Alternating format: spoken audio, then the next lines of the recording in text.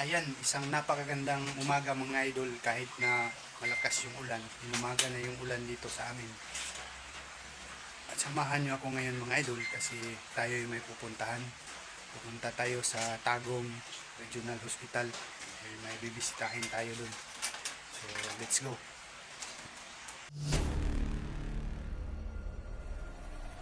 Ayan mga idol, magandang umaga po.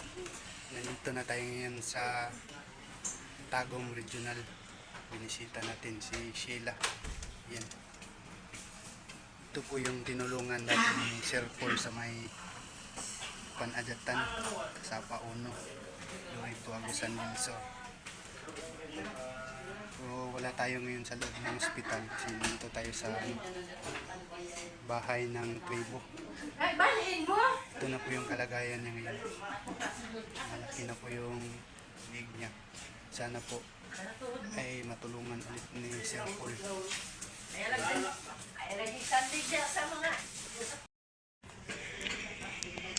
Ito na po si Sheila ngayon mga idol. Sana po ay matulungan. Kami po ay nananawagan na humingi ng tulong ninyo. Kung sino man yung may magandang kalooban na gustong tumulong, pwede kayong makipag-ugnayan sa akin. Pwede rin kayong bumisita dito sa may Tagum Regional.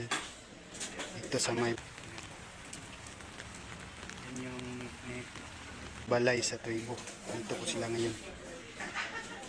Hindi lang mag-isa sila dito, marami silang mga kasama. Ayan.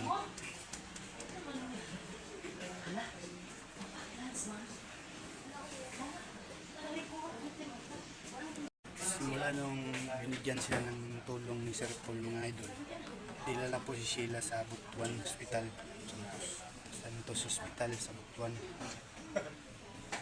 Pero ni-refer pa rin sila dito sa may Tagum Regional. Pero hanggang maabot na sila ng 2 linggo dito, hindi pa rin napasok sa hospital kasi wala pang schedule. Yan.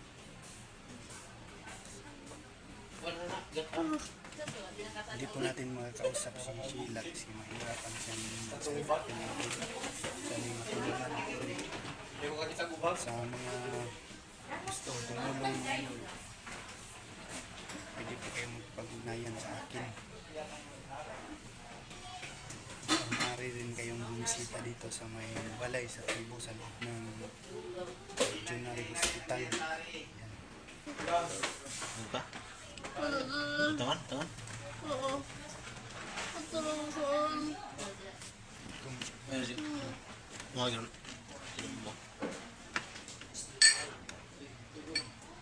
Yan po.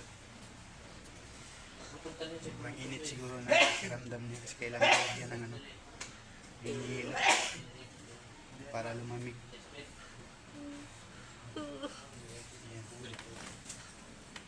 Yan.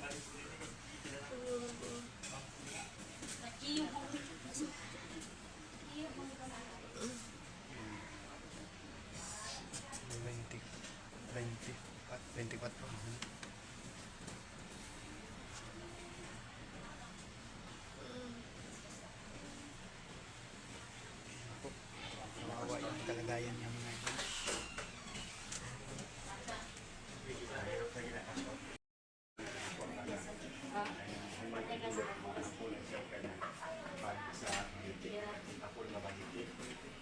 Dalira na kayo, Pastor.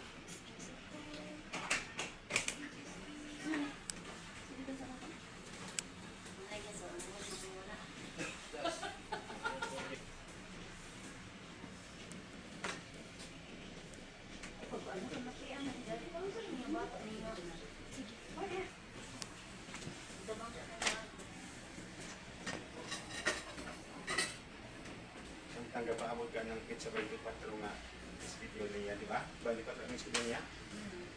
Ayaw mo dito kay Madextro siya. Ayaw akong giingon niya, sir. Sige siya mo po ang mag-dextrose. Madextro dito, bilang siya. Ang monitor mo. Ibalik niya ako yan, ibalik din. Ano ba po? Daran na ba siya? Dili na, oy. Atong ito, i-admit naman ako to. Wala lang sila. I-admit tayo kini sa kredit ng makaya. Nga na ba? Ibalik ko nila rin. Ibalik Manila din na.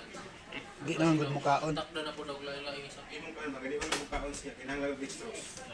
Kung kuan na Aga sinakakda po daw siya dito. ato ko rin sa kuan ka nang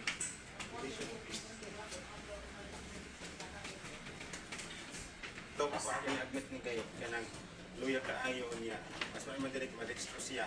Ako lang ang damo. Wala mo sa bagay gabit ini.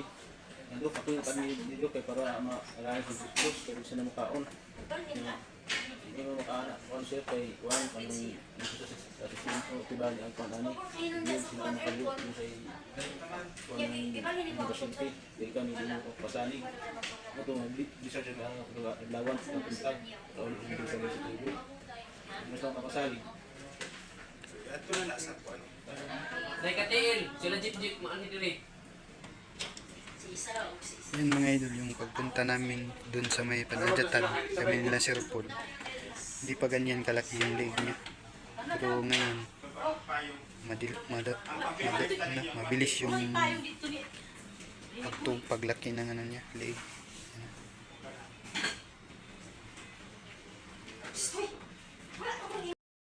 Ayan mga idol, tayo magpapaalam na kay Sheila sa pamamagitan ng inyong share sa video na ito mga idol. Malaking tulong na yun para kay Sheila. At sa mga nais tumulong mga idol, maaari kayong magipag-ugnayan sa akin. Pwede rin kayong bumisita dito sa may balay sa tribo, dito sa loob ng may Tagum Regional. So ayan, maraming salamat sa panonood. Hanggang dito na yung video natin mga idol. Salamat.